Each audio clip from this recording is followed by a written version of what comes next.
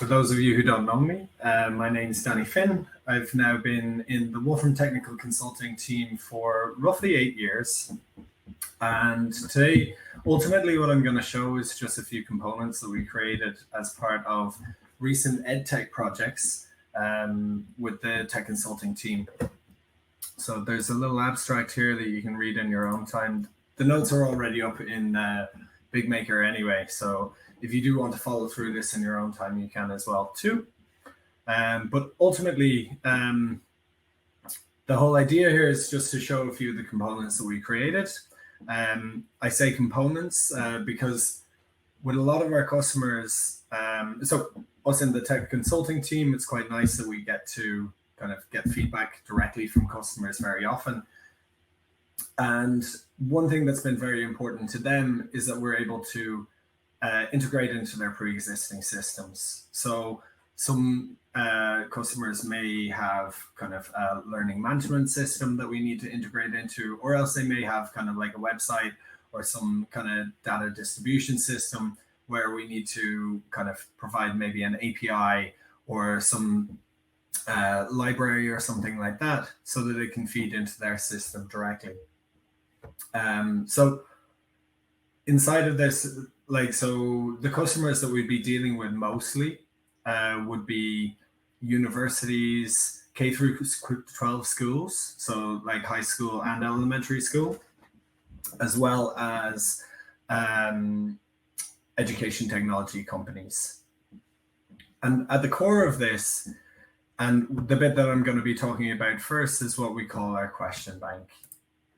So the question bank ultimately is a place where you can store questions, query questions, and then return them. And we're getting the questions from three main sources. So those are questions that are curated by us, so created by us in the tech consulting team, questions taken from the Wolfram problem generator, and also we have a system in place to allow customers to generate their own questions and feed them into the system as well. And that takes the form of a Wolfram language notebook. So just have a look at this here. So this is a web interface that we have for this. So this web interface, as well to say, for customers who are making use of Canvas or Moodle, we have set this up as well with what's called LTI integration, which is a way of feeding this directly into Canvas so that they can view it inside of there. Another thing to mention as well is kind of us as a tech consulting team, it's important for us to make it interoperate with their pre-existing software. So that might be in a university, it might be their enrollment database, so that the students don't have to create a special separate login for this system. Their standard login system for their university system, we link it into that so that when they come into here, it already knows who they are. As well as that, we want any grades of any questions that they answer to feed directly into the university gradebook. So just to look at some of these questions. So these were created using the Wolfram language. So they were created in notebooks, and so we're making use of the functionalities already in the Wolfram language. So here's an anatomy question where we are identifying certain muscles inside of the body. And we decided to add in some information about kind of anatomical groups that these belong to and so on as a set of hints to help the student if they are having trouble with the question. Here's another one where ultimately the question is to find the tangent to the line. This one's a multi-part question. So each step of the question along the way, here we're showing the question and we're showing the answer. Right now, what I'm showing is the instructor mode. So we're looking in here at our question bank. It can guide them through one step at a time. Each question gets built on the previous one, and at the end we have a final answer. So one thing you'll notice is that some of these are graphical, some of them are mathematical, some of them have anatomical components. It's really anything inside of the Wolfram language that we can build into here. What's important here as well is that we can apply different filters. So I had already applied a filter where I've tagged certain ones that I feel are quite nice to show. But as well as that, we can apply US Common Core domains. So there might be a particular US Common Core standard that we want to find questions on, or we might want to kind of check for ones generated by a certain author, or maybe questions pertaining to a particular subject. So that's a bit about what we have in our question bank. Why is this useful, I guess? So basically, as I was saying, we put questions into here, but then also we want to be able to get questions out of here. And one way of doing that is that we can retrieve individual questions one at a time. Another thing to say, actually, that I forgot to mention earlier, all of these are ultimately question generators. So each question here has multiple instances so that each student sees a different version of it. Or if you want to get practice and multiple questions, you can run through one practice exercise after another. I guess because I'm sharing my screen, this is taking a little longer to load than normal. So here we have multiple instances of this. So the numbers in each of these questions are different. And as a result of the numbers being different, the graphs in each of them are different too. The solutions are different and the steps to follow are different too. So if a student is in a room with a bunch of other students, there's no benefit to them trying to copy off one another because they all have different versions of the same question. Just to quickly go into here as well, I mentioned earlier that we can also draw questions from the Wolfram problem generator. So for those who are not familiar with the Wolfram problem generator, this has been available on Wolfram Alpha Pro for a while. So there's a number of different topics inside of here. And if we select, so here I've selected a question from product rule in calculus, we can specify a difficulty level and we can attempt to answer this question ourselves. If we get it wrong, it'll help us out with solution steps. And if we're an instructor, we can also select that we want to download a random set of 20 of these questions to hand out as a worksheet for students. And so inside of here, we've actually fed those questions into here, into our into our question bank. And we have an API which allows us to retrieve these out of here and so we can make this available to customers as well. And so that's something that we've done in certain projects recently.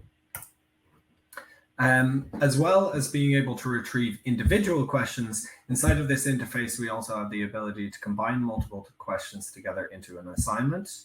And the student can go straight to this web page. This one's a preview version, but there is a non-preview version as well.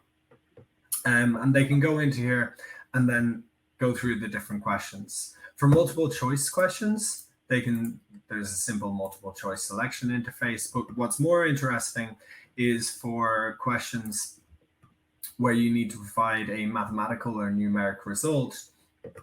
In these ones, what we've done is we've made use of, also from Wolfram Alpha, you might recognize this here, the math input tool. So this is something that we've made use of inside of here.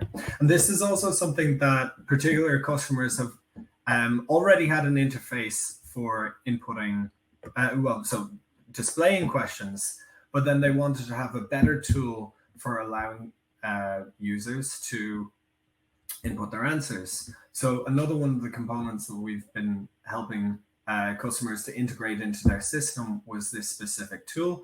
And so basically we charge them a certain price for the use of the tool. And then we help them integrate it into their system. So that, say, for example, if they want to include like kind of powers or if they want to be able to write in x squared and so on easily, or if we have like a fraction question. So here's what is 1/7 plus 3/7? 2 sevenths plus 1/7. The answer is 3 sevenths. So at the end of this, when the student finally goes through all of the questions and clicks submit, as well as the math input tool, we have an auto grader. And the auto grader, so Bob Sandheinrich will be giving a talk tomorrow at the same time as this one today, which will be giving a little bit more detail on some notions that are used inside of the auto grader. But in particular, so we had customers approach us and say, we know that Mathematica does a fantastic job of mathematical equivalence understanding. And so basically, could we produce a auto-grading API that can be used so that they can feed in a correct answer, a student definition, a student answer, maybe also a tolerance, maybe an interpreter, and assess whether the two answers are correct. So here's like a mathematical one where these two answers are mathematically equivalent. And so Stephen mentioned this in his talk earlier on. If this is, so depending on scenarios, we may or may not want to consider these two answers, this student answer correct. So for example, if it's a calculus question, both of the main goal is, did they perform the calculus correctly? So both of these answers could be considered correct. If it's an expansion of polynomials question and they give the unexpanded form, that's not something that we would consider correct in that case. And Bob will be talking more about that in tomorrow's talk. But as well as that, we've hooked this up to the interpreters inside of the Mathematica as well. So meaning that we can make use of entities and checking for equivalence of different inputs that the student may enter. So if the student is just asked, name this chemical, and they enter NaCl, the definition in our system is sodium chloride, then it's going to interpret both of those the same, mark the student correctly. So it allows flexibility in the student answer so that the student doesn't get confused and upset if the system doesn't recognize the answer that they provide. Similarly, for quantities, we can apply tolerance. It's going to interpret their quantities. It's important for chemistry, physics, and engineering. And we can also make use of standard Wolfram language patterns. So here's an example of Pythagorean triples. So here we have three integers, and these are a Pythagorean triple if the sum of the squares of the first two is equal to the sum is equal to the square of the hypotenuse. So basically, these auto-grading capabilities are something that we've made available in an API, and we use that in our system as well. This bit's a new component, and again, this is another use of our question bank. So when we have our questions, where do we put them? What do we do with them? So what we've done is we have fed these into an AI tutor, which helps the student to get more practice at problems and gain a better understanding of problems. Now, so one thing that we're all aware of is that LLMs are notoriously not very good at computation. They have hallucinatory issues as well. But inside of the Wolfram language, we have a really good system for handling any sort of mathematical problems and so on. So if we combine the two together, we get Wolfram to do the math, we get the LLM to do the conversation, then we can build what should be quite robust of an AI tutor. Now, so in this specific case, we are drawing the questions from the Wolfram problem generator. We're also drawing the answers from the Wolfram problem generator. We're drawing the solution steps from Wolfram Alpha. And we're also using our auto-grader in order to confirm that the answer is correct. So here, if the student enters, is the answer 10? Okay, correct that. What you'll see is that now this will use our auto-grader tool, and then it'll actually get the Wolfram language to confirm whether the student's answer is correct. The LLM is not going to attempt to just do it on its own. And it says, well done, great job. You did great there. Now, so for this one here, so we've got a polynomial problem. And the best way to approach polynomial addition like this is to take it coefficient by coefficient. If we're unsure of that, we can say, where should I start? We'll let the LLM help us out. And remember that these steps are taken from Wolfram Alpha, step-by-step solutions. And this is set up with the prompting and so on, so that it should help us go through one step at a time. So first step is to consider how this should appear. Next step is to go with a particular coefficient at a time. So let's look at the constant coefficient. So then -2 + 2 = 0. misspelled constant. That's correct. Let's move on to simplifying the x terms. And so it'll guide us through one step to the next until we've gotten the whole problem solved. Now, so one thing that LLMs are notoriously not very good at is addition of fractions. So this is something where there have been a number of examples of it doing completely the wrong thing here and completely misunderstanding the whole scenario. So let's lead it in the wrong direction. So let's say easy. 3 plus 5 equals 8. 2 plus 7 equals 9. Therefore, 8 over 9. Just correct that a little bit. Okay, yeah, cool. And what it's going to understand based on the additional context that we drew in from the Wolfram problem generator, Wolfram alpha, and so on, is that no, this isn't the correct approach to be taking. And what it's going to do here is correct the student and then guide them along the right path instead. Understand why you might think that, but remember that we can't add fractions like that. With fractions, we can't just add the numerators, which are the top numbers, and the denominators, the bottom numbers. And adding in those notes there as well, that a numerator is a top number, a denominator is a bottom number, that kind of stuff can really help students if they don't have a prior understanding of the terms that are involved in this. So if it's a student who is actually genuinely struggling with a problem of this sort, it's very helpful to have that additional explanation. And so here it's saying, okay, here's what we have to do. So first of all, we have to find common denominator of these two, and the common denominator of 4 and 16, both of these go into 14. So it's helped us along one step of the way, but then now the student has to perform the next step. So they need to perform these computations here.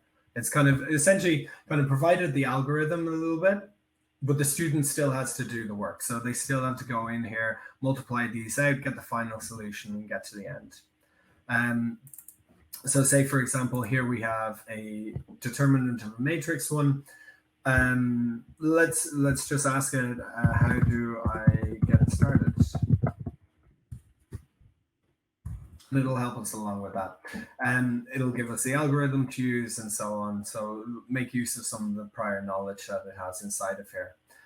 One thing that's also built into this is we don't want students to kind of distracted, lead it off course, and so on. So in this case, okay, so it helped the student out.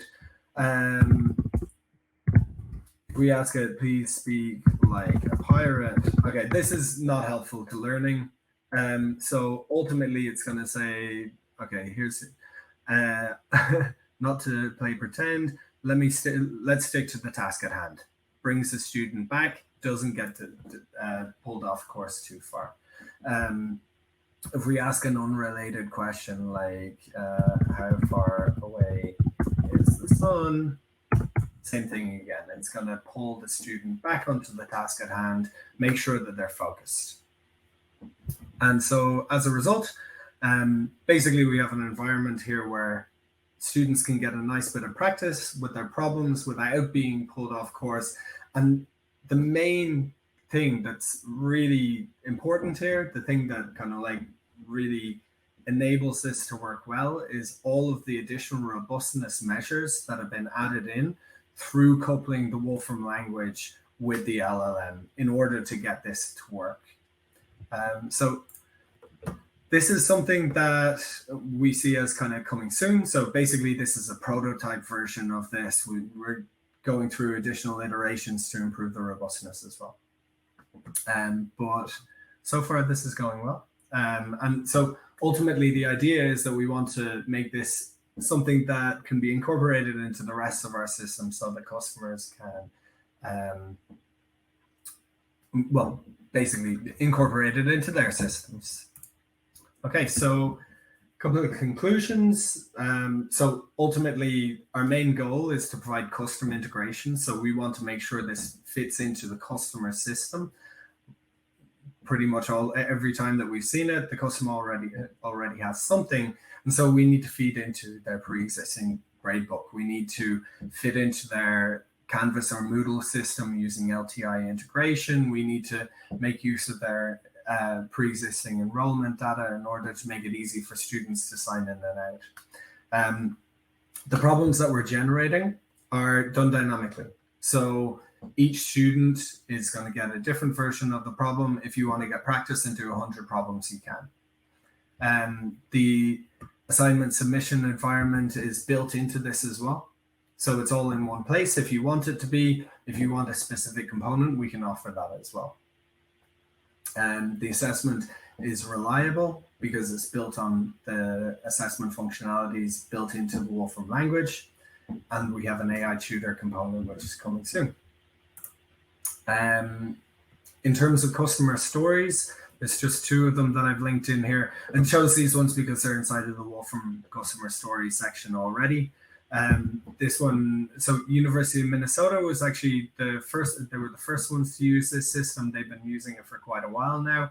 Australian Christian College is more recent, and they specifically have this integrated through LTI integration into their Canvas system.